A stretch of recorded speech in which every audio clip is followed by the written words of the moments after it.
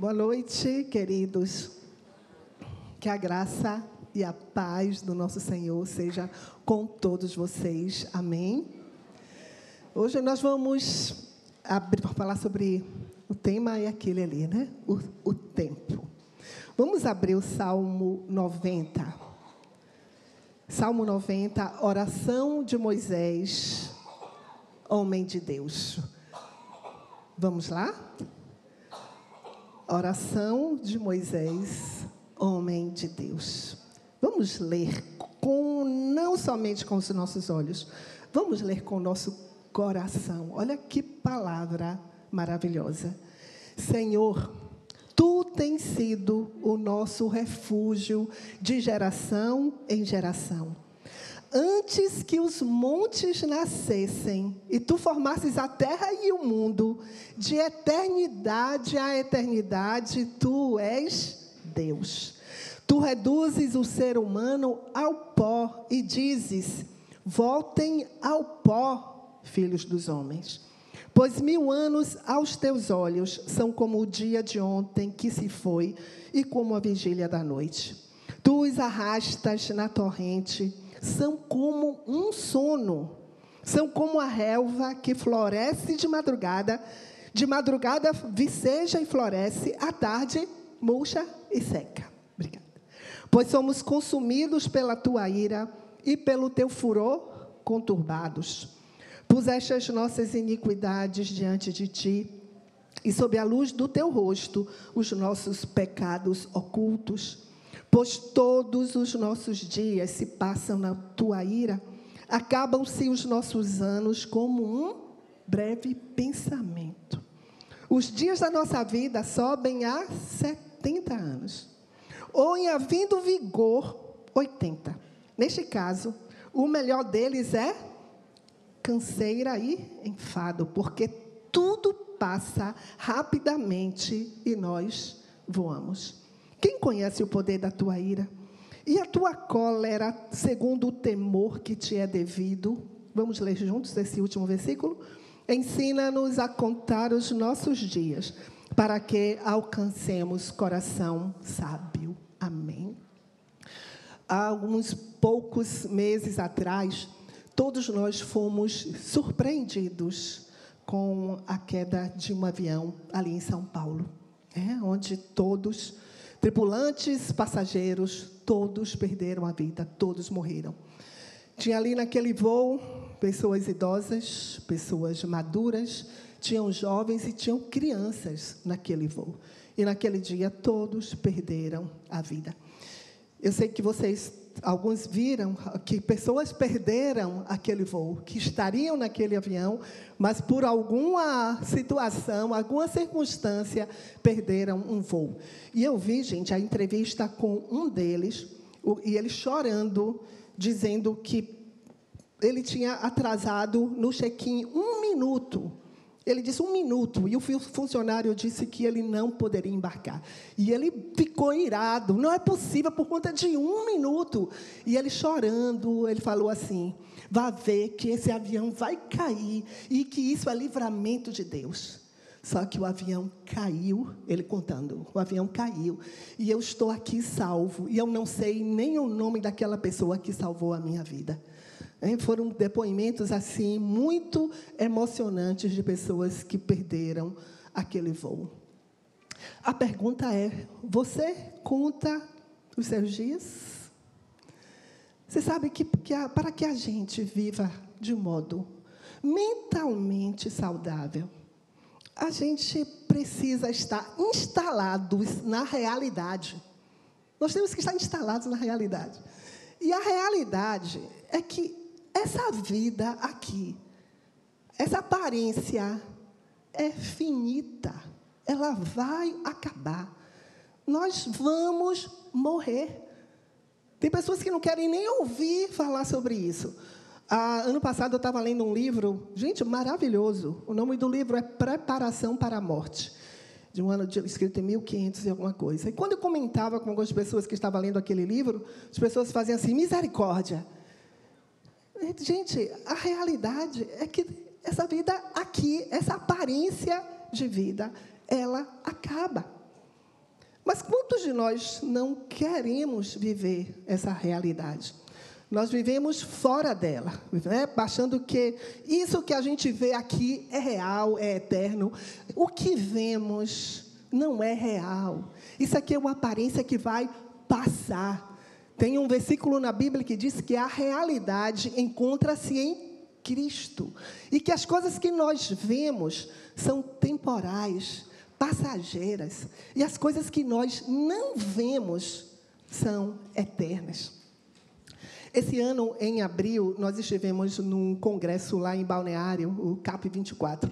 E teve um dos preletores que distribuiu para a gente fitas métricas. Todo mundo, né, recebeu uma fita métrica. E ele começou a pedir para a gente medir o nosso tempo, né?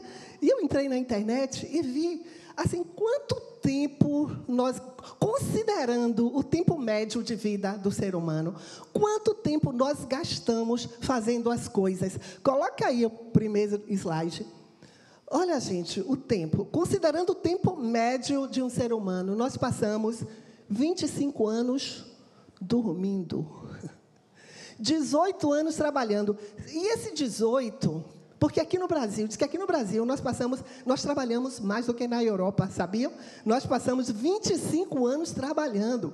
E na Europa, a maioria dos países são 13 anos. Aí eu peguei uma média, botei 18 anos nós passamos trabalhando, 7 anos de estudos. Tem gente que mais? Não, gente, na vida, 7 anos. Não é períodozinhos, só que tem gente que é mais, né?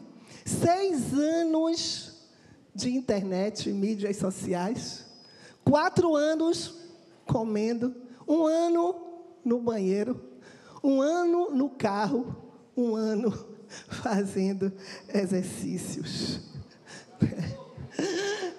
Sobra quanto, gente? Você soma aquilo ali, o que é que sobra? E o que é que você faz com esse tempo poupado? Coloca outra figura. Olha aí, quando você é muito jovem, né, você tem muito tempo, muita energia, mas não tem dinheiro, né? Quando é maduro, você tem toda a energia, dinheiro pra caramba, mas não tem tempo. Mas quando você é idoso, você tem todo o tempo do mundo, dinheiro, mas acabou a energia. Em qual deles você se enquadra? Tomara que o dinheiro, né, esteja ali em todos, né? Mas, gente, a pergunta é, quanto tempo você tem? E Deus faz com que a gente se lembre que o nosso tempo é curto. Olha o que diz o Salmo 90, né? O versículo 9 e 10. Todos os nossos dias se passam na tua ira, acabam-se os nossos anos como um breve pensamento. Diante de Deus, nossa vida é um breve pensamento. Gente, meus pais já passaram. O 10, os dias da nossa vida sobem a 70, ou em havendo vigor, 80. Nesse caso, o melhor deles é canseira e enfado, porque tudo passa rapidamente e nós o quê? Voamos. A realidade é que nós todos caminhamos para a morte. E olha os termos que a gente usa, né? Eu coloquei aqui, perder tempo, poupar tempo, passatempo, não tenho tempo, aproveitar o tempo. A gente não pode poupar tempo, se eu vou poupar o tempo hoje para usar amanhã. A gente não pode fazer isso. A gente só tem o dia de hoje. E outra coisa, todos nós temos o mesmo número de horas num dia. Todos nós. Tem uma passagem no livro, O Pequeno Príncipe, não sei quantos leram, eu li inúmeras vezes esse livro. Tem uma passagem bem sensível, que diz assim: bom dia, disse o pequeno príncipe. Bom dia, disse o comerciante. Era um comerciante que vendia pílulas para matar a sede. Bastava a gente tomar uma pílula por semana e não sentia nenhuma necessidade de beber. Por que você está vendendo essas pílulas? Perguntou o pequeno príncipe. Porque poupam uma porção de tempo, disse o comerciante. Os peritos já fizeram os devidos cálculos. Com essas pílulas, você poupará 53 minutos por semana. E o que eu vou fazer com esses 53 minutos? O que quiser. Quanto a mim, disse o pequeno príncipe, se eu dispusesse de 53 minutos para gastar no que quisesse, caminharia à vontade até encontrar uma fonte de água fresca. Gastaria o tempo bebendo água. Bota aí Efésios 15, 5, 15 e 16. Efésios 5, 15 e 16. Olha o que Paulo diz. Portanto, tenham cuidado com a maneira como vocês vivem, e vivam não como tolos, mas como sábios, aproveitando bem o tempo, porque os dias são maus. Aproveitando bem o tempo, porque os dias são maus. Gente, são poucas as pessoas que têm o privilégio de ouvir Deus acerca da sua morte. Eu separei aqui alguns personagens da Bíblia. O primeiro deles foi Arão, irmão de Moisés. Arão, ele e Moisés desobedeceram a Deus, e Deus disse que eles não entrariam na terra, prometida, na terra de Canaã.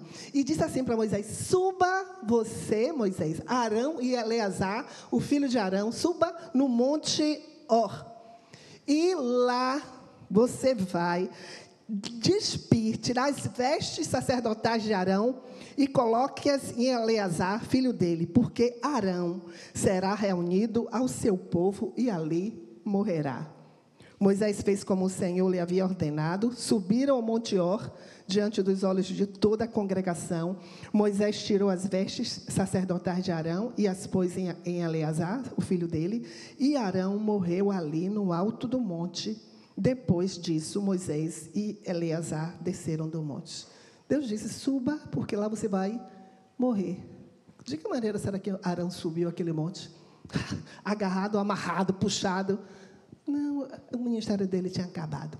Ele sabia, ele ia tirar, as vestes significando o ministério sacerdotal, iria vestir o filho dele, e ele não desceu do monte, ele morreu.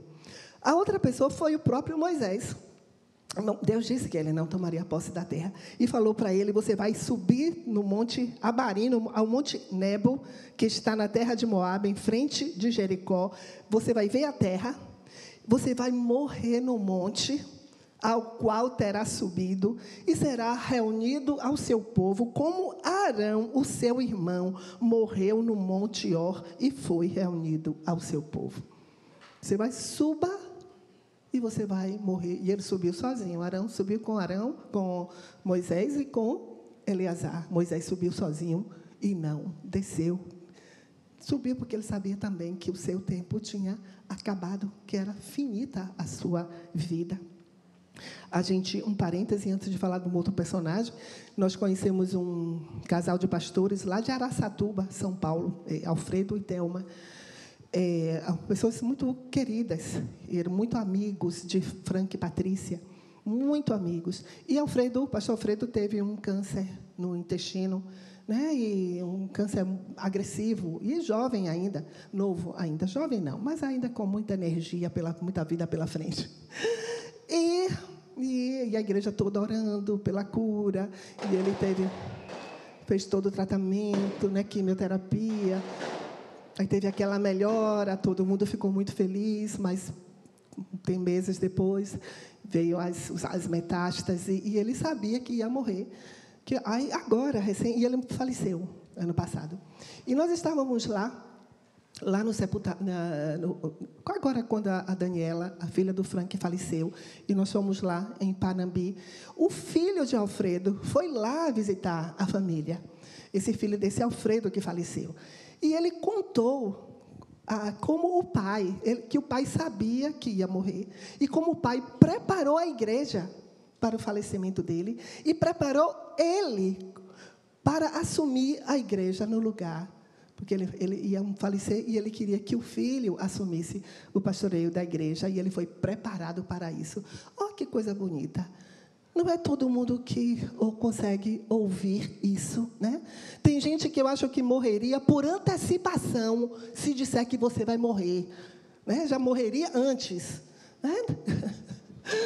Mas outra pessoa, né? O apóstolo Paulo, vamos colocar, eu quero que coloque 2 Timóteo 4, 6 a 8.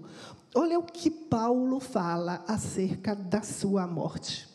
Ele diz assim: quanto a mim, já estou sendo oferecido por libação, e o tempo da minha partida chegou. Gente, ele sabia, eu vou partir, acabou. E o que é que ele faz?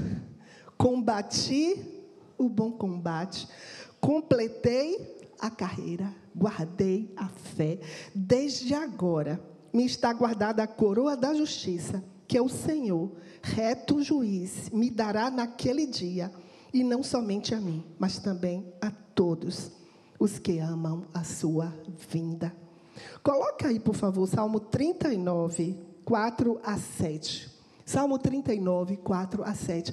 Olha o que Davi fala. Parece o Salmo de Moisés, o Salmo 90. Salmo 34. Senhor, mostra-me, Senhor. Está um pouquinho diferente a tradução, mas é a NAA mesmo. Mostra-me, Senhor, como é breve o meu tempo na terra. Olha, você tem coragem de fazer essa oração? Senhor, mostra-me como é breve o meu... Essa é uma oração, gente. Como é breve o meu tempo na terra. Mostra-me que meus dias estão contados e que minha vida é passageira. Gente, se instalar nessa realidade faz com que a gente viva com qualidade de vida. Faz com que a gente viva melhor, sabendo que ela vai acabar. Então, eu vou fazer o melhor com os meus dias. A vida que me deste não é mais longa que alguns palmos. E diante de ti, toda a minha existência não passa de um momento. Na verdade, o ser humano não passa de um sopro. Somos apenas sombras que se movem e nossas inquietações não dão em nada. Acumulamos riquezas sem saber quem as gastará. Agora, Senhor, o que devo esperar? És a minha única esperança. Essa palavra é para animá-los a viver bem. É para considerar que a morte ela vai acontecer.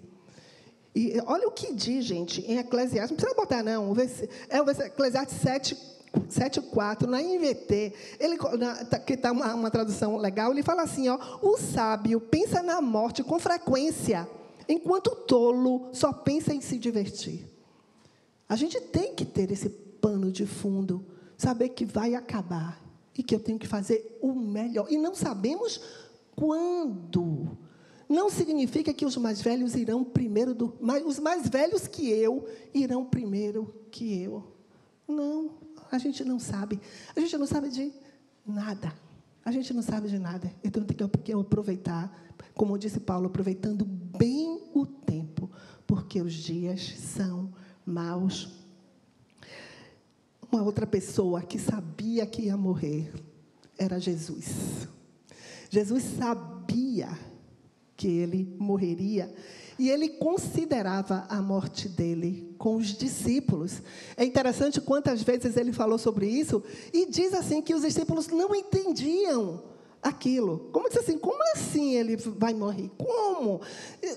Não existe essa possibilidade de Jesus morrer.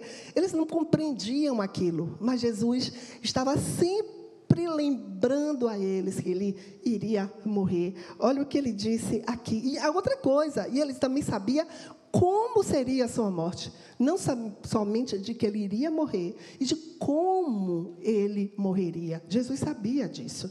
Olha o que ele falou aqui em Mateus 16, 21. Coloca, por favor, Mateus 16, 21. Desde esse tempo, Jesus começou a mostrar a seus discípulos que era necessário que ele fosse para Jerusalém, sofresse nas mãos dos anciãos, dos principais sacerdotes e dos escribas, fosse morto e no terceiro dia ressuscitasse. Jesus sabia de todo sofrimento, de toda a dor pela qual ele passaria.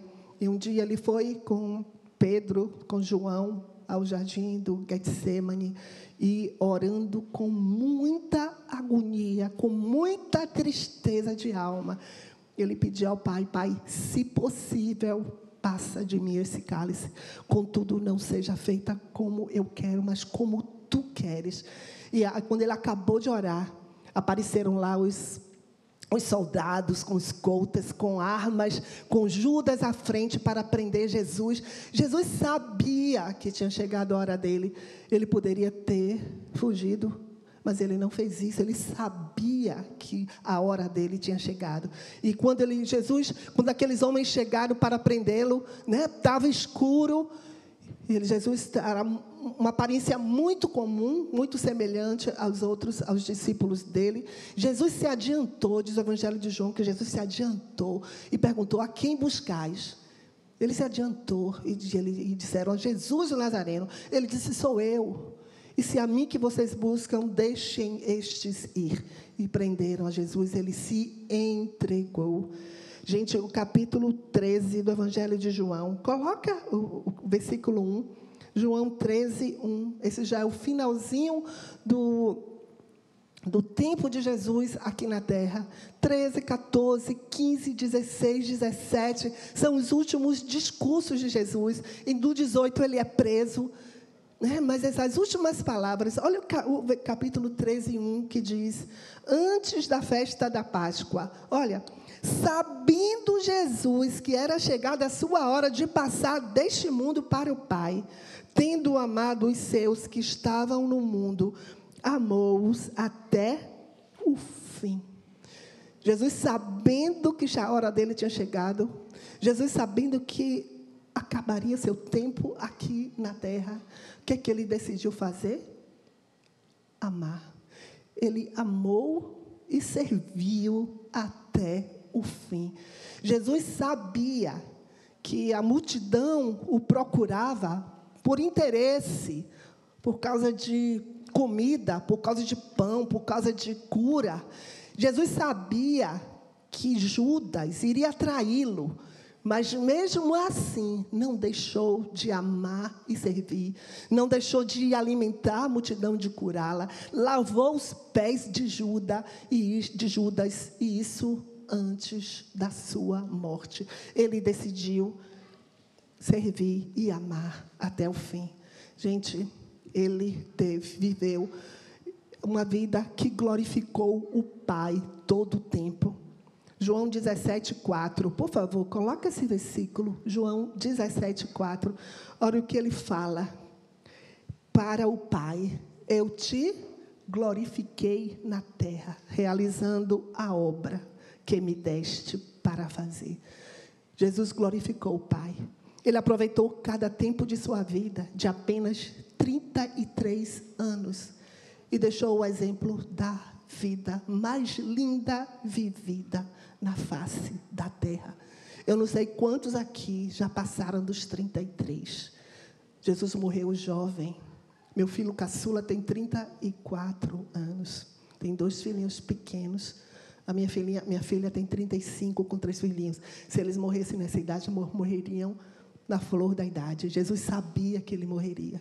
E deixou esse exemplo da vida mais linda vivida aqui na face da terra.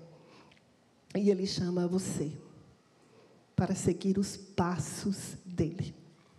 Viver como ele viveu. Porque ele é o caminho. Jesus é o caminho. Jesus é a verdade. Jesus é a vida. Jesus é o nosso modelo de vida. É o nosso modelo de ser humano. É os passos dele, que ele nos chama para seguir. É ser semelhante a ele, o projeto do Espírito Santo em nós. Ele quer que vivamos uma vida parecida com a dele. Esse é o chamado de Jesus para todos nós. Ele quer que você viva essa vida com ele. Eu vou pedir ao louvor, por favor, se puder subir aqui. A gente vai cantar uma canção. Mas olha o que ele deixou para a gente ainda no João capítulo 13, versículo 33 e 35. Coloca, por favor. João 13, 33 a 35.